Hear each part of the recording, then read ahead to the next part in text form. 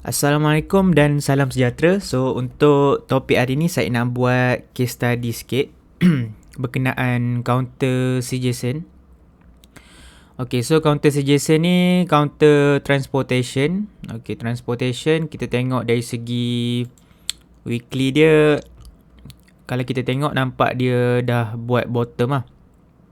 Dia dah start buat bottom kan. So, nampak kat sini dia ada downtrend. So dekat sini ada downtrend and then kat sini kita nampak ada pattern macam rounded bottom macam ni kan. Alright, so bila dekat daily, okay, so dekat daily selalunya bila counter-counter macam ni, dekat sini dia ada kita panggil phase initial markup lah. Okay, dekat area sini kita boleh nampak dia buat initial markup punya phase lah. Okay, so kita lukis kat sini initial markup.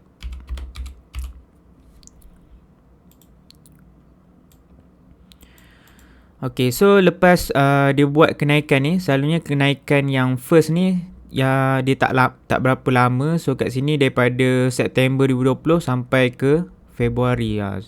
So tak berapa lama and then dia jatuh balik. So after dia test balik long term moving average, so MA 100 ataupun MA 200. So bila dia buat test balik long term moving average, kalau kat sini kita nampak dia ada testing lah. Testing MA 200. So dekat sini pun kita nampak volume very low. Dekat area sini volume very low. So selalunya lepas test MA 200 ni, dia akan ada second kenaikan, di mana kenaikan kedua ni dia akan membentuk reversal pattern lah. So bila kalau kita reverse balik, dekat area sini kita akan nampak. Sekejap So bila kita reverse balik kat sini kita nampak kita dah boleh start lukis trend line. So trend line ni kalau boleh at least 2 touch, kalau 3 touch lagi bagus lah. So kat sini kita dah start boleh lukis trend line. So kalau after 2 touch ni, so kalau tengok after 2 touch, lepas tu kat sini pun kita nampak ada another test. So yang ketiga touch. So kalau saya panggil buy in the handle.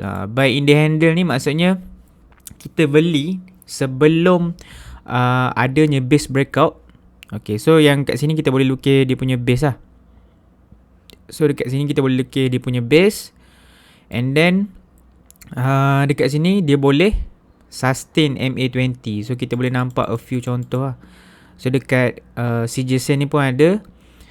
Maksudnya kalau kita nak beli sebelum dia punya base breakout, so ini antara 3 tempat lah yang kita boleh buat entry. So first dekat sini maksudnya kita beli pullback yang boleh hold EMA21 ni sebelum adanya base breakout, ataupun kita panggil buy in the handle. Kalau nampak kat sini nampak macam area handle kan. Sini dia punya cup and then sini dia punya handle lah. Okay, so kat sini dia boleh hold EMA21. So kita beli pullback sebelum breakout. And then the second entry is kita beli right away masa dia breakout ni. Kalau tak sempat, maksudnya kita boleh nampak area retest ni lah. Candle 28 Oktober ni ada retest. And then next is kita beli pullback selepas breakout lah. So pullback ni selalunya bila ada MA50 macam ni, dia lebih strong daripada area-area EMA21 macam ni.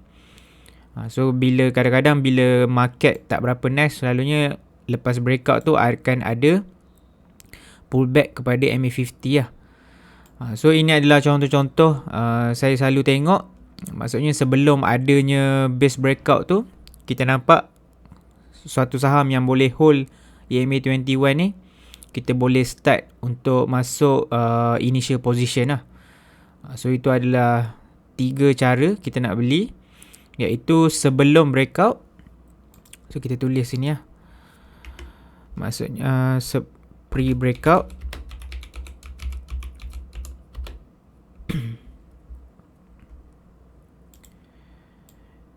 And then kat sini breakout.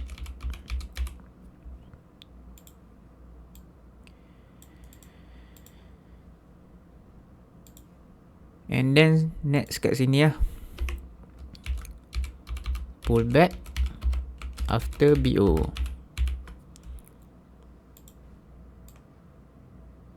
So try besarkan sikit tulisan ni. Sekejap.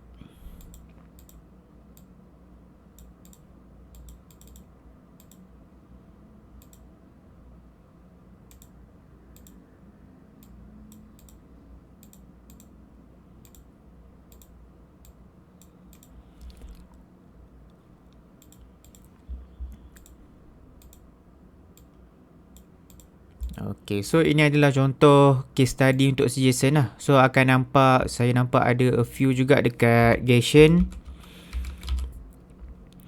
So nampak kat sini something yang kita boleh lukis dia punya base. Okay, dari sini kan kita boleh lukis sebelum dia breakout tu. Kita boleh lukis dia punya base. So and then dekat area handle tu dia boleh hold MA21. So kan dekat Nescon pun ada, walaupun tak berapa besar dia punya base. So nampak a few lah. Kita boleh bila dia dah ada start to touch, kita dah start boleh lukis dia punya trend line. And then dia boleh hold EMA21. So itu adalah contoh early entry. So kalau contoh you masuk sebab EMA21 ni, your cut loss level if break this level lah. Tapi sebenarnya kalau still in the base, sebenarnya cut loss level yang paling tepat adalah dekat MA50 lah. So itu adalah risk. Tapi bila kita anticipate breakout ni, dia ada certain risk dia. Contoh macam counter FPI. So counter FPI ni adalah contoh-contoh yang kita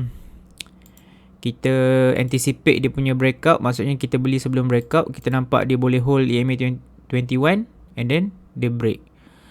So akan ada a few entry, iaitu kita beli sebelum breakout, after breakout and then pull back after breakout. Tapi ini adalah risk-risk yang kita kena hadap lah. Kalau dia jadi, maksudnya kita beli sebelum breakout, tiba dia break terus macam ni. So kadang-kadang saya ada juga beli pullback sebelum breakout, kadang-kadang ada juga saya tunggu breakout. So kena ada combination of trading setup lah. So kalau tak jadi, based on apa yang kita entry tak jadi, just cut loss lah. So FPI, tengok contoh lagi SYF. So SYF pun ada, kita nampak kat sini dia dah ada bentuk base, boleh hold MA21, but end up dia jatuh kan. Jatuh ni start banyak ke kan, berapa persen ni. So itu adalah risk yang kena tahu lah bila kita anticipate breakout. So itu sahaja untuk perkongsian hari ni. Ada a few contoh tadi. So kita kena ingat lah, ada 3 entry. Kita nak masuk sebelum breakout, so kita cari yang boleh hold EMA21, ataupun kita nak beli tunggu breakout, ataupun kita nak beli pullback after breakout. So itu sahaja untuk perkongsian hari ni. Saya harap dapat memberi manfaat. Sebab ada yang certain student tanyalah macam mana nak entry kan. So ada 3 cara tu lah nak entry. Okay, so itu sahaja untuk perkongsian hari ni. That's all for me. Thank you so much. Assalamualaikum.